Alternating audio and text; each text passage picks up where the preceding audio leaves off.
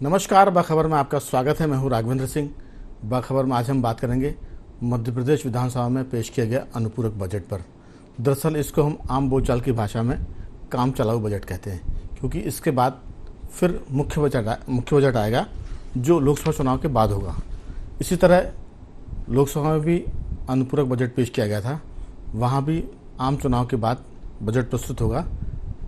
तब तक जनता कराधान से मुक्त रहेगी, यानी बहुत सारे कर जो आने वाले हैं, संभावित हैं, वो बच जाएंगे और 3 महीने तक सरकार के कामकाज चलते रहें, विकास कार्य होते रहे, सरकारी कर्मचारियों को तनख्वाह बढ़ती रहे और जो काम ठेके पर हुए उनका भुगतान हो जाए। इसकी व्यवस्था के लिए ये एक तरह का बजट है जिसे काम चलाऊ कहते हैं, अनुपूरक कहते हैं।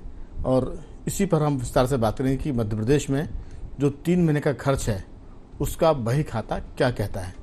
दरअसल लगभग 3 लाख से ज़्यादा का कर्ज है मध्य प्रदेश की सरकार पर, और पिछले हम साल की बात करें तो 2,31 करोड़ के आसपास का आम बजट था।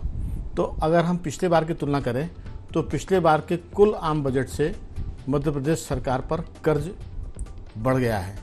लेकिन इसके लिए सरकार ने जो कर्ज लेने की सीमा होती है उसको भी केंद्र सरकार के जरिए बढ़वा लिया है। इसलिए हम कह सकते हैं कि अभी हमने वो मर्यादा नहीं तोड़ी है जो कर्ज लेने के मामले में एक तरह से बाधक बनती है। आज विस्तार से बात करें उसके पहले बता दें कि मध्य प्रदेश पर 3,31,000 करोड़ का कर्ज है और अभी जो बजट पेश किया गया अनुपूरक वो 30,265 करोड़ का है। तो ये कुल मिलाकर आंकड़ों का मामला है। आम जनता के लिए इससे कोई बहुत लेना देना नहीं होता है। आम जनता का मतलब ये है कि उसे सड़क बनती हुई दिखाई दे, कर्मचारियों को वेतन का भुगतान हो जाए, किसानों से जुड़ी हुई जो चीज़ें हैं वो ना रुके, बीमारों के लिए कर्ज का मामला जो होता है इंश्योरेंस का वो सरकार भुगतान करती रहे, तो सब ठीक। आज इसी पर विस्तार से बात करेंगे कि आखिर इस पूरे मामले में क्या कहता है हमारा ये काम चलाऊ बजट। चर्चा के लिए हमारे साथ स्टूडियो में मौजूद है हमारे सामाजिक सरोकार से जुड़े श्री कमल राठी जी। स्काइप पे हमारे साथ जुड़ेंगे वरिष्ठ पत्रकार जयंत तोमर जी, और टेलीफोन लाइन पर जुड़ेंगे हमारे साथ हमारे वरिष्ठ पत्रकार साथी रघुवर गोहिया जी। आप सभी का बहुत बहुत स्वागत है। चर्चा की शुरुआत कमल राठी जी आपसे कि सामाजिक सरोकार के जुड़े मुद्दों पर क्या आम जनता को इस बात से लेना देना होता है कि आम बजट आया कि नहीं आया? सिर्फ उसे इस बात से मतलब होता है आमतौर से कि कितना कर लगा है और कितनी करों में राहत मिली है। आपकी राय, किस ढंग से देखते हैं ये अनुपूरक बजट को जो 30,265.15 करोड़ का है? देखिए, बजट का स्वरूप भी समय के साथ काफ़ी बदल गया है।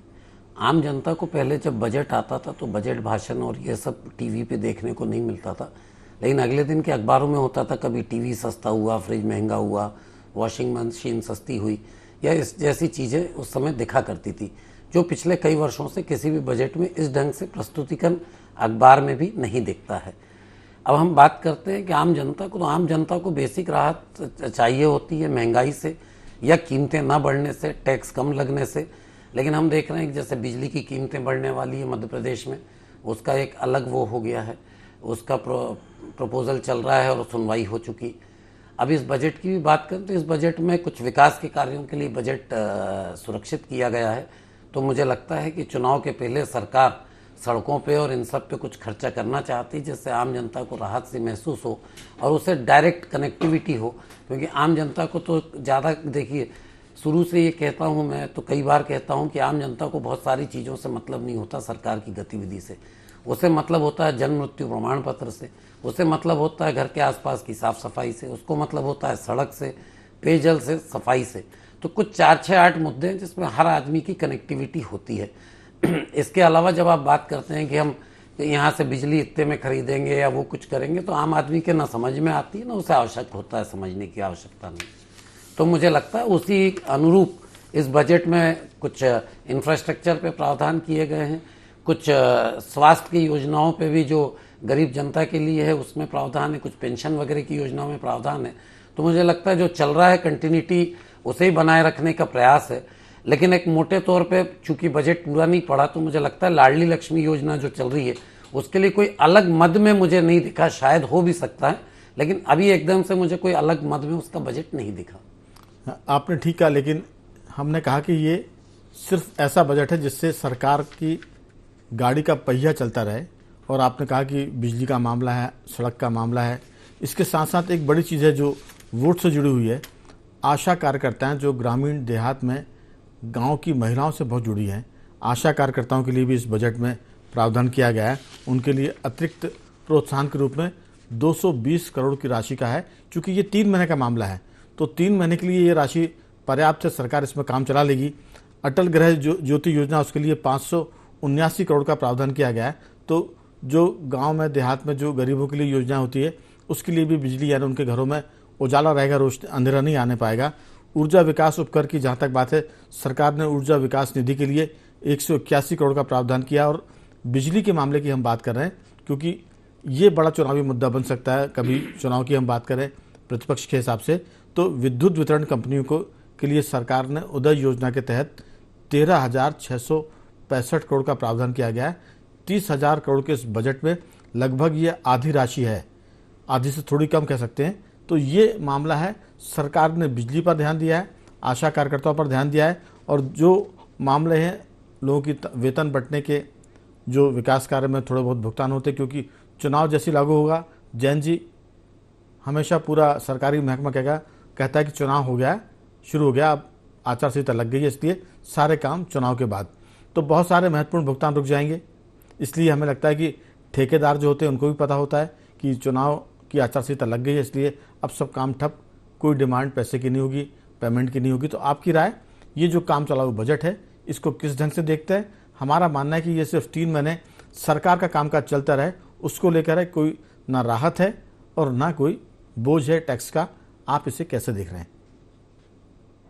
जी राघवेंद्र जी, सरसरी तौर पर इस बजट को देखने से इतना ही समझ में आता है कि सामाजिक सुरक्षा की जो योजनाएं हैं उनके लिए बजट का प्रावधान है।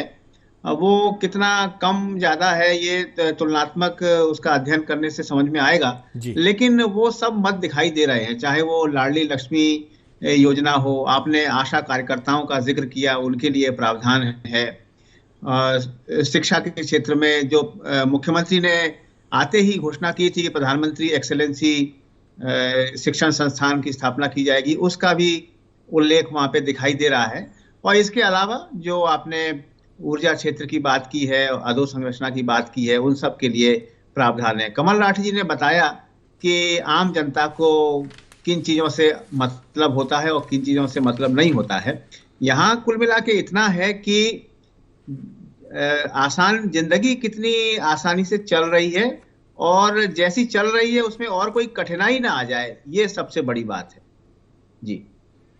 इसमें लेकिन एक चीज़ जरूर है कि स्कूल कॉलेज के साथ साथ इस बात की भी व्यवस्था की गई कि जो पंचायत महकमा है, हमने कहा कि आशा कार्यकर्ताएं गांव देहात में ज़्यादा सक्रिय होती हैं और उनका वोट पर असर भी होता है। उसी तरह ग्रामीण विकास की बात करें, पंचायत की बात करें, तो यहाँ भी जो ग्रामीण वोट है उसका बड़ा असर होता है। तो सरकार ने 11वें वित्त आयोग की अनुशंसा के मुताबिक इस अनुपूरक बजट में 2,135 करोड़ रुपए का प्रावधान किया है। ये भी एक बड़ी राशि है। बिजली की बात, अगर हम बिजली की बात करें, वहाँ 13,000 करोड़ से अधिक का प्रावधान किया गया था। उसके बाद मुझे लगता है कि पंचायत महकमा ऐसा जहाँ सरकार ने बड़ी रकम खर्च की है। इसके अलावा अगर हम बात करेंगे तो सड़कों का मामला है, जो गांव में सड़कें बनने वाली हैं, कुछ पुल पुलियों की बात है। तो जनता को काम होते हुए दिखें, काम ऐसा ना हो कि ठप हो जाए। तो सरकार ने इस बात की व्यवस्था की कि सरकार का विकास का पहिया चल रहा है, भुगतान बराबर हो रहे हैं, आशा कार्यकर्ताओं को भी पैसा मिल रहा है। लेकिन किसानों के बारे में अगर कुछ सरकार करना चाहती होगी तो वो अभी इस बजट में नहीं है। और किसान भी अब समझदार हो गया जैन जी, उसको मालूम है कि ये अनुपूरक बजट है और इसके बाद बजट का जो मामला है वो लोकसभा चुनाव के बाद आने वाला है। और ये स्थिति केंद्र की भी है, केंद्र सरकार ने भी अनुपूरक बजट ही पेश किया है। और जब चुनाव हो जाएंगे उसके बाद नई सरकार बनेगी केंद्र में, वो अपना बजट लेकर आएगी, उसमें तमाम लोगों की नज़रें होंगी कि आखिर इसमें किसको क्या मिल रहा है, किससे क्या छिन रहा है। और उसी तरह मुझे लगता है कि राज्य सरकारों ने भी केंद्र को देखते हुए अपने बजट को काम चलाऊ कर दिया, क्योंकि अब जीएसटी के बाद राज्य सरकारों के पास बजट में करने के लिए बहुत कुछ बचता नहीं है। तो सब चीज़ें केंद्र पर निर्भर हो गई हैं। जब केंद्र अपना खजाना खोलेगा तो राज्य सरकारें भी अपनी जनता के लिए कुछ सुविधाओं की बात करेंगी, कुछ छोटे मोटे टैक्स की बात करेंगी। तो ये स्थिति है। मैं लौटूंगा आपके पास। हमारे साथ रघुवर गुहिया जी जुड़ गए हैं। रघुवर जी, ये अनुपूरक बजट, जैसा शुरुआत में हमने कहा कि ये सरकार के 3 महीने के काम चलाने का की एक व्यवस्था है। चुनाव के बाद सरकार फिर बजट लेकर आएगी और तब हम देखेंगे कि जनता को क्या राहत मिल रही है। अभी तो किसानों का मुद्दा इसमें थोड़ा सा गायब दिखता है, क्योंकि किसानों के लिए जो कुछ होना है वो आम बजट के बाद होगा केंद्र सरकार के। आप इसे कैसे देखते हैं? मध्य प्रदेश की डॉक्टर मोहन यादव सरकार का ये पहला बजट है, अनुपूरक बजट जिसे कहते हैं हम सब। हरदा हादसे की जानलेवा गंध के बीच ये बजट पेश किया गया है जी। जैसा कि आपने बताया कि ये अंतरिम बजट है, तो अपनी व्यवस्था सुचारू रूप से संचालित करने के लिए ये बजट पेश किया गया है। अब इस बजट में सरकार की जो एक गाड़ी है उसका पहिया तो चलता रहेगा, लेकिन आम जनता को उससे कितना लाभ मिलेगा, कितनी उसको राहत हो पाएगी, ये तो वही आने वाले 3 महीने के बाद जब चुनाव हो जाएंगे उसके बाद पता चलेगा। लेकिन मैं इतना अवश्य कह सकता हूँ कि ये बजट जो है ये कोई बहुत ज्यादा राहत देने वाला नहीं, और आगे भी मुझे इसलिए उम्मीद नहीं लगती कि सरकार की हालत बहुत खस्ता है। ये जितना भी जो फालतू के खर्च है वो उन्हें रोकने का प्रयास होगा। दूसरी तरफ जैसा कि राठी जी ने कहा था कि आम जनता को इससे बहुत ज्यादा लेना देना नहीं होता, मैं उनकी बात से पूरी तरह इसलिए सहमत हूँ कि ये इस तरह के जो शासकीय आंकड़े होते हैं या बजट की बाजीगरी होती है, उसके लिए तो सत्ता पक्ष और विपक्ष प्लस आपके जो अधिकारी वर्ग हैं, बड़े अधिकारी हैं जो नीति नियंता कहलाते हैं प्रदेश के या देश के, ये उनके लिए है। लेकिन फिर भी इतना मैं जरूर कहूंगा कि जो मैंने अभी देखा है कि कांग्रेस विधायक विक्रांत भूरिया ने इस बजट को सुनने के बाद में ये कहा है कि ये बजट झूठ का बजट है, हम इस झूठ को सुनने के लिए नहीं आए हैं। बजट में युवाओं का, महिलाओं का और बच्चों से किए गए वायदों के बारे में कोई भी जिक्र नहीं है। साथ ही उन्होंने एक गंभीर बात और कही है कि पेटलाबाद में भी पटाखा फैक्ट्री में जो एक हादसा हुआ था आज से करीब 2 साल पहले, उस हादसे को लेकर भी तत्कालीन सरकार ने मृतकों के परिजनों को, परिवार के एक एक सदस्य को रोजगार देने की, नौकरी देने की बात कही थी। वो वायदा भी अभी पूरा नहीं हुआ। और इस अभी जो चल रहा है मामला हरदा का, उसमें भी गाज जो गिराई गई है वो ऐसे लोगों पर गिराई गई है कि जो घोषित रूप से दिख रहा है, लेकिन उनको आदेश निर्देश किसने दिए थे उस पटाखा फैक्ट्री का लाइसेंस रिन्यू करने के लिए, उनके बारे में कहीं दूर दूर तक कोई जिक्र नहीं है, जो कि एक गंभीर विषय है और ये आम जनता के लिए, आप हम जैसे लोगों के लिए भी चिंता का विषय है। इसी तरह नेता जो प्रतिपक्ष उमंग सिंघार ने भी इसी तरह की बात कही है। उन्होंने तो इसे झूठ का पुलंदा ही बता दिया है। उनका ये कहना है कि जो भारतीय जनता पार्टी ने, सरकार ने के माध्यम से संकल्प पत्र में जो वायदे किए थे उनको लेकर अपने अभिभाषण में कोई जिक्र ही नहीं किया है। और ये भी कहा है कि अगर इसी तरह का सब चलता रहा तो जरूरत पड़ी तो कांग्रेस जो है सड़कों पर ही भी उतर सकती है। वहीं राज्यपाल महोदय का ये कहना है कि आजादी से लेकर अभी तक जो हमने देखा उसमें ये अमृत काल है, चल रहा है माननीय प्रधानमंत्री जी के नेतृत्व में, और इस अमृत काल के हम साक्षी बने तो ये हमारे लिए बड़े गौरव की बात है। फिर उन्होंने राम मंदिर का, अयोध्या जी का प्राण प्रतिष्ठा का भी जिक्र कर दिया है, बड़ा भक्तिमय माहौल है। फिर उन्होंने ये भी कहा है कि हमारी सरकार जो है चित्रकूट में और ओरछा में भी राम वन गमन पथ के लिए प्रतिबद्ध होकर काम कर रही है। इसके मायने यही है सीधे सीधे कि बजट तो ये अंतरिम बजट अपने स्थान पर है, लेकिन आम जनता को अभी भी आने वाले चुनाव के लिए मानसिक रूप से तैयार किया जा रहा है कि वो धार्मिक रूप से बिल्कुल मजबूत रहे और उसी के आधार पे आने वाली केंद्र की सरकार जो है उसे वोट करें, जहां तक मैं समझता हूं। दूसरी बात यह कि आप हम लोग जो है मीडिया से जुड़े हुए हैं, तो इन 3 महीनों के लिए अंतरिम बजट है, तो इन 3 महीनों के लिए इलेक्ट्रॉनिक मीडिया, प्रिंट मीडिया सबको 120 करोड़ रुपए जो है उस पर खर्च करने का प्रावधान कर दिया गया है। और विशेष जो भी अवसर इस तरह के आते हैं उसके लिए 70 करोड़ रुपए का प्रावधान किया, तो 3 महीने में जो है 310 करोड़ रुपए मीडिया को किसी न किसी रूप में, विज्ञापन के रूप में या और दूसरे रूपों में मिल सकते हैं, मिलेंगे। तो मेरी ऐसी मान्यता है और मैं ऐसा सोचता हूं क्या अभी अंतरिम बजट को लेकर बस सिर्फ ये है कि सरकार की गाड़ी चलती रहेगी, मैं जहां तक समझता हूँ। बिल्कुल, मुझे लगता है कि रघुवर जी आपने बात को बहुत विस्तार से कह दिया है, लेकिन मेरा एक सवाल इसमें है, ऐसा याद करके आप बताएं 1950 के बाद से अब तक, 1950 जब देश आज़ाद होने के बाद गणतंत्र उसने बना लिया था, संविधान बन गया था, कभी किसी विपक्षी दल ने कितने बार सरकार के बजट की प्रशंसा की? हालांकि ये तो अनुपूरक बजट है, इसमें प्रशंसा जैसी कोई बात नहीं, क्योंकि ये काम चलाने वाला बजट है, लेकिन सरकार अपने बजट की प्रशंसा करती है और प्रतिपक्ष कहता है कि ये झूठ का पुलिंदा है। इसी के आसपास प्रतिपक्ष की प्रतिक्रिया होती है, उसमें ऐसा कुछ नहीं होता जो आपको लगे कि इसमें कोई ऐसी बात आ रही जो सच के निकट है। विपक्ष को आलोचना करना है और सत्ता पक्ष को इसकी प्रशंसा करनी है। तो विक्रम भूरिया कुछ कहें या नेता प्रतिपक्ष कुछ कहें, हमें लगता है कि ये बिल्कुल पहले से फिक्स है कि ये आलोचना करेंगे और ये प्रशंसा करेंगे, इसलिए अब वो प्रतिक्रियाएं बहुत महत्वपूर्ण नहीं बचती हैं, क्योंकि उसमें आलोचना और प्रशंसा का कोई बहुत मजबूत आधार नहीं होता। सब प्रतिक्रियाएं दलगत आधार पर होती है, उसमें सच का कोई पुट नजर आए ये ढूंढने से भी नहीं मिलता है। जैन जी हो सकता है कि इस बात से सहमत हो असहमत हो, अगले दौर की बातचीत में जरूर वो इस पर भी प्रतिक्रिया दें कि जब बजट आते हैं तो प्रतिक्रियाएं बड़ी सेट होती हैं, प्रतिपक्ष आलोचना कर देता है और सत्ता उसकी भूरी भूरी प्रशंसा करता है। अब कमल राठी जैसे लोग होते हैं जो उसमें से कुछ चीज़ निकाल कर बोलते हैं कि साहब इसमें तो बिजली का काम जो है वो अभी भारी होने वाला है, क्योंकि सरकार बिजली की दर बढ़ाने वाली है। दूसरी बात ये कि स्कूल कॉलेज में जो कुछ व्यवस्था है उसको सिर्फ वेतन बढ़ जाए इसकी बात होगी, अस्पतालों में दवाएं मिलती रहे इस पर सरकार का थोड़ा फोकस रहेगा। बाकी जनता तो जैसी है, जैसा सबने कहा कि ज़िंदगी जितनी चल रही है उसमें ज़्यादा खलल पैदा ना हो, बजट इसकी परवाह करे तो भी हम लोग धन्य होते हैं। राठी जी, आपकी राय कि बजट सबको पता है कि अनुपूरक है, ये पूरा बजट नहीं है, और वैसे भी राज्य सरकारें कर्ज में डूबी हुई, चाहे मध्य प्रदेश की बात कर लें, आम आदमी पार्टी वाले पंजाब की बात कर लें, कांग्रेस की सरकार वाले कर्नाटक तेलंगाना की बात कर लें, या नवीन पटनायक की सरकार वाले उड़ीसा की बात कर लें, या दीदी ममता के पश्चिम बंगाल की बात करें, सब कर्ज में डूबे हुए हैं। मध्य प्रदेश का बजट जितना था उससे उसकी सीमा पार हो गई कर्ज लेने की।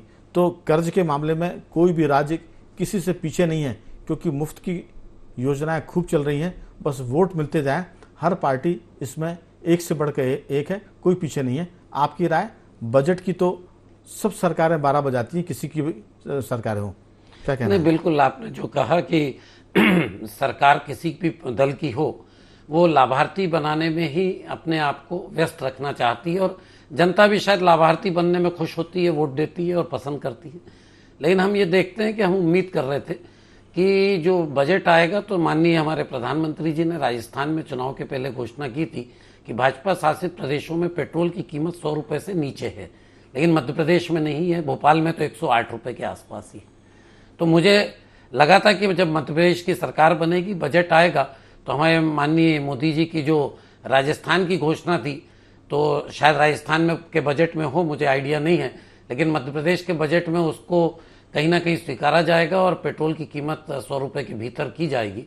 वो नहीं देखा। राठी जी, सरकारों को भी पता है कि अब लोगों की आदत पड़ गई है 108 रुपये प्रति लीटर पेट्रोल पर खर्च करने की। अगर 2 रुपये 4 रुपये कम हो जाएंगे तो आम आदमी को बहुत फर्क नहीं पड़ने वाला, लेकिन सरकार के जो बजट है, जो पैसा, उसमें बड़ी भारी मात्रा में कटौती होती, तो सरकार भी समझ जाती कि कितना दबने की, कितना चपटने की लोगों की आदत पड़ गई है। उस हिसाब से सरकार पहले टेस्ट करती है, जब किसी की चीख नहीं निकलती है तो वो उसको उतना दबाए रहती है। तो पेट्रोल की, डीजल के मामले में ये उम्मीद हमें नहीं करनी चाहिए कि इसमें कोई बहुत गिरावट या कटौती होगी। हमें लगता है कि 110 रुपये नहीं हो रहा है प्रति लीटर पेट्रोल, इसके लिए हमको सरकार को धन्यवाद करना चाहिए। 108 तो दे रहे हैं, तो ये तो हमारी आदत में शुमार हो गया है। नहीं सर, जनता का भरोसा माननीय मोदी जी में काफ़ी ज़्यादा है और उनकी गारंटी पे है, और उनने चूंकि कहा तो हम उम्मीद बनाएंगे कि हमें भी लाभ मिले। तो भाई आखिर हम भी कहीं ना कहीं लाभार्थी बनना चाहिए। इसके अलावा जो भी घोषणा पत्र में घोषणाएं रही, उसका रिफ्लेक्शन इस अनुपूरक बजट में अभी दिखा नहीं। हो सकता है भविष्य में जब पूरा बजट लाएं उसमें दिखाएं, लेकिन कुछ अगर दिखाते तो चुनावी लाभ गणित ज्यादा हो पाता। तो मुझे लगता है ये बजट बड़ा सिर्फ जैसा आपने कहा कि व्यवस्था चलाने वाला बजट है, ना इसमें कोई लोक लुभावन वादे किए चुनाव के हिसाब से, ना ही कोई जनता को बहुत फायदा दिया। उल्टा जो बिजली की कीमतें मैं आपसे बता रहा हूँ दूसरे रास्ते से बढ़ने वाली है, तो लगभग 4-5% बिजली की कीमतें बढ़ने वाली है। लेकिन ये जो कम बिजली यूज कर रहे हैं उनके लिए योजना में वो 100 यूनिट 100 रुपए की जो कांग्रेस सरकार शुरू कर गई थी उसे अभी भी मेंटेन किया जा रहा है। चलिए, तो सरकार को इस बजट से सिर्फ काम चलाने का मामला है। वोट की स्थिति तो इस बजट के बाद भी होगी, और जब सरकार बन चुकी होगी तो फिर बहुत लाभ की उम्मीद जनता को छोड़ देना चाहिए, क्योंकि सरकार फिर थोड़ा सा कस के बजट लाएगी, क्योंकि अब सरकार 5 साल के लिए है। तो अभी तो सरकार मुझे नहीं लगता कि बहुत लोगों को कुछ राहत देगी। किसानों को अलबत्ता कुछ मिल सकता है, गरीबों के लिए कुछ हो सकता है, बाकी तो जो मिडिल क्लास है उस पर तो कसावट होगी। जयंती जी, आपकी राय कि 1950 के बाद से अब तक कितने विपक्षी दल ऐसे थे जिन्होंने सरकारों के बजट की प्रशंसा की? हम तो सिर्फ यही देखते आए हैं जब से पत्रकारिता में रिपोर्टिंग कर रहे हैं कि प्रतिपक्ष उसकी आलोचना करता है और प्रशंसा कर देते हैं सत्ता पक्ष के लोग। बाकी बजट में कुछ ऐसा आम आदमी के समझ में नहीं आता है जो वो ये माने कि प्रतिपक्ष ने बड़े सोच समझकर एक एक मुद्दे पर सरकार की एक तरह से खबर ली है या उसकी प्रशंसा की है। जैन जी। ठीक बात है। और आप जब कह रहे थे कि विपक्ष ने शायद ही किसी बजट की प्रशंसा की हो, तब मुझे याद आया कि केंद्र में जब मधु दंडवते वित्त मंत्री थे तब विपक्ष ने कहा कि ये मधु कम है और दंड ज्यादा है। तो मधु दंडवते तो बहुत सुलझे हुए राजनेता थे, लेकिन इसके बावजूद उनके विषय में विपक्ष ने ऐसा निकाला। अभी देख रहे हैं कि केरल में आरिफ मोहम्मद खान जो राज्यपाल हैं उनकी आलोचना हो रही है कि उन्होंने, केरल सरकार ने जब केंद्र सरकार से कुछ सहायता राशि की मांग की तो उन्होंने वो आगे बढ़ने से मना कर दिया, उन्होंने सहयोग करने से मना कर दिया। मध्य प्रदेश में भाजपा की ही सरकार है, तो राज्यपाल से जो भी सहयोग है केंद्र के माध्यम से उसका क्या फिलहाल स्थिति है ये नहीं कह सकते। लेकिन इतना जरूर है कि केंद्र को ही एक बार याद करें कि जीएसटी का एक बड़ा हिस्सा बहुत सामान्य लोगों के यहाँ से जा रहा है और पूंजीपतियों के यहाँ से जीएसटी में कितनी भागीदारी है इसको देखें। मध्य प्रदेश के स्तर पे अगर देखें तो इसका तुलनात्मक अध्ययन करें कि आखिर जो पूंजीपति हैं उनसे कितना हम ले पा रहे हैं। आपने बताया ही कि कर्ज ज्यादा है और बजट उससे छोटा है, तो ऐसी स्थिति में उत्पादक जो कार्य हैं उन पे कितना खर्च हो रहा है, ये सबसे महत्वपूर्ण है कि अनुत्पादक कार्यों पे ज्यादा आप बजट दे रहे हैं, लोक लुभावन चीजों पे चुनाव जीतने के लिए, तो उसको उत्पादक किस तरह से बनाया जाए और किस तरह से बिजली से लेके पेट्रोल इन सब पे कैसे बचत की जाए, कैसे कटौती की जाए, ये भी एक बड़ा मसला है। बिल्कुल, आपने केरल का जिक्र किया। केरल में तो सरकार और राज्यपाल में ठनी हुई है। वहाँ कम्युनिस्ट पार्टी की सरकार है। कम्युनिस्ट पार्टी के बारे में बहुत कुछ बोलने की ज़रूरत नहीं, क्योंकि हमारा उद्देश्य किसी पार्टी पर टिप्पणी करना नहीं है। लेकिन राज्यपाल जैसे पद पर बैठे किसी व्यक्ति के खिलाफ अगर सड़कों पर हमला होने लग जाए तो हमें लगता है कि ये एक गंभीर मामला है। इससे दलगत आधार से ऊपर उठकर हर सरकार को देखने की ज़रूरत है, चाहे वो कम्युनिस्ट हो, कांग्रेस हो, बीजेपी हो। अगर राज्यपाल को ये कहना पड़े कि क्या मुझे धरना देना पड़ेगा, तो ये गंभीर मामला है। राजनीति अपनी जगह है, लेकिन राज्यपाल की गरिमा और उसकी प्रतिष्ठा को बनाए रखना सरकार की भी जिम्मेदारी है। आरिफ मोहम्मद खान एक ऐसे व्यक्ति हैं जिसे हम इस्लाम का स्कॉलर कहते हैं और बड़े सुलझे हुए राजनेता हैं। उनकी विचारधारा किसी के पक्ष में और खिलाफ हो सकती है, लेकिन राज्यपाल के पद के मामले में राज्य सरकार को थोड़ा सा और गंभीरता से सोचने की ज़रूरत है, क्योंकि कम्युनिस्ट पार्टी की सरकार वहाँ आगे भी रह सकती है, लेकिन राज्यपाल के पद की गरिमा एक बार गिर जाएगी तो दोबारा आप उसको ला पाएंगे, इसमें दिक्कत जाएगी। रघुवर जी, आपकी राय? बजट का बही खाता तो बहुत कुछ कहता है। अब चर्चा समाप्ति की तरफ है, बहुत छोटी सी टिप्पणी। जी, बात फिर वहीं आ जाती है कि इस तरह जो बजट वाली बात होती है वो सत्ता पक्ष और विपक्ष के जुमलों की जुमलेबाजी और आपस में एक दूसरे की जुमले भी रघुवर जी बहुत घिसे पिटे हैं। झूठ का पुलिंदा है, फलाना ढिमका, इससे ऊपर कोई निकल ही नहीं पाता है। एक बार जरूर इन्होंने कहा है जैन जी ने कि मधु दंडवते के बजट पे कहा था कि इसमें मधु कम है, दंड ज्यादा है, तो इसमें थोड़ी सी दिलचस्पी आ गई है कि मधु यानी मीठा कम है और दंड ज्यादा यानी उसमें कर ज्यादा हो गया है। लेकिन झूठ का पुलिंदा है, सरकार ने जनता की परवाह नहीं की, ये सब वैसी चीजें जो फिक्स हैं। आप आंख बंद करके लिख दीजिए एक दिन पहले कि कल विपक्ष क्या बोलने वाला है और सत्ता क्या बोलने वाली है। जी, मैं सिर्फ एक लाइन जोड़ना चाहूंगा और अपनी बात समाप्त करूंगा कि आपको भी पता है कि मध्य प्रदेश में हमारे प्रति व्यक्ति जो कर्ज था 2016 में जी वो 13,853 रुपए था और वर्तमान जो समय है उसमें 40,000 रुपए के कर्ज में हर व्यक्ति डूबा हुआ है। बिल्कुल ठीक है। अब हम जी, समय की कमी है, आपने मुद्दे की बात कर दी, लेकिन इसका जवाब शिवराज सिंह जब मुख्यमंत्री थे तब वो दे गए थे। उन्होंने कहा था कि प्रति व्यक्ति आय भी बढ़ गई है, अगर कर्ज बढ़ा है तो आय भी बढ़ी है, ये उनका जवाब था। अब जब आम बजट आ जाएगा तब हम इस पर विस्तार से बात करेंगे। रघुवर जी, आपको उस चर्चा में अवश्य जोड़ेंगे और फिर तब जरूर इस पर बात करेंगे कि कर्ज प्रति व्यक्ति कितना बढ़ा और आय कितनी बढ़ी। मैं तीनों मेहमानों का धन्यवाद करूंगा। जैन जी, आपका बहुत बहुत साधुवाद। रघुवर जी, आपका धन्यवाद। और राठी जी, आपका बहुत बहुत धन्यवाद कि आपने चर्चा में हिस्सा लिया। आज हम बात कर रहे थे बजट का बही खाता, अभी तो काम चला हुआ है। कल जब चुनाव के बाद आम बजट आएगा तो उस पर विस्तार से बात करेंगे। बखबर में सिर्फ इतना ही। बने रहिए हमारे साथ और देखते रहिए IND 24।